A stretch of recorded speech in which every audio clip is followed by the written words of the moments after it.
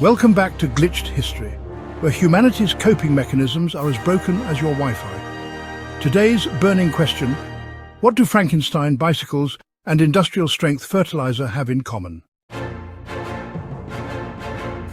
Answer: one volcano, and several million humans absolutely losing it. Once upon a time in 1815, a volcano named Mount Tambora in Indonesia erupted with catastrophic force. Because why not? It decided it was tired of everyone's nonsense and exploded harder than a bad internet argument. It blasted so much ash into the atmosphere that Earth basically rage-quit the concept of summer. Q 1816, the year without a summer. Also known as the year humanity got collectively ghosted by the sun. Predictably, humanity was unprepared. But because humans are built different, and by different, I mean incredibly bad at coping, this triggered a beautiful chain reaction. Global temperatures plummeted, snow in June, frost in August, crops failing like unpaid interns, food prices soared, people starved, froze, panicked, societies teetered on the edge of collapse, a masterclass in panic and poor contingency planning. People also got weird. Quick reality check: while we're glitch laughing at history, thousands died from the eruption and many more during the brutal famine that followed. Respect. Now, back to your regularly scheduled chaos. Let's talk side effects, because when nature messes up, humans get extra creative. First up, literature got dark.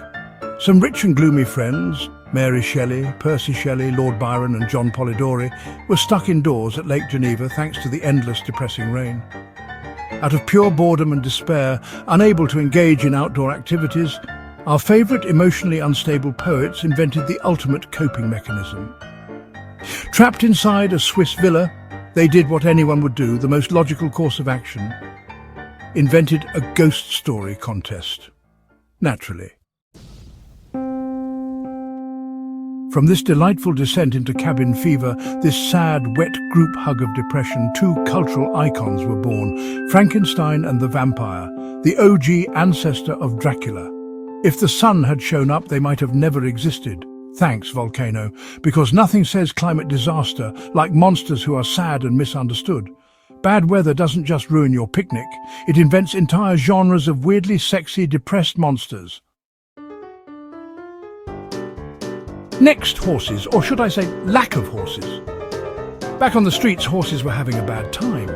Crop failures meant no hay meant dead horses. No horses meant humans finally had to invent leg day. No, not really. The real solution: invent a bicycle, sort of. Enter Carl Drees and the Lauf machine, the running machine, dandy horse, or as it's lovingly known today, the proto-bicycle. It was like a bike, but worse. Just scooting and questionable dignity. A two-wheeled machine you had to run on because pedals, brakes, too advanced. Just pure anxiety on wheels. Congratulations, humanity, innovating under pressure since forever. You lost your horses and gained what would eventually become Peloton. But wait, there's more. When famine slapped the planet like a disappointed parent, scientists started to realize that trusting nature was a rookie mistake. They basically said, what if dirt, but science? Cue the early stages of chemical fertilizers. Because if Mother Earth won't cooperate, humans will just science harder until she cries and chemically bully soil into submission. And that's how we eventually got industrial agriculture. Planetary consequences? We'll just cross that burning bridge later. You're welcome, future generations. Bonus side effects of Earth's dramatic episode. Thousands of Europeans were like, this continent is cancelled.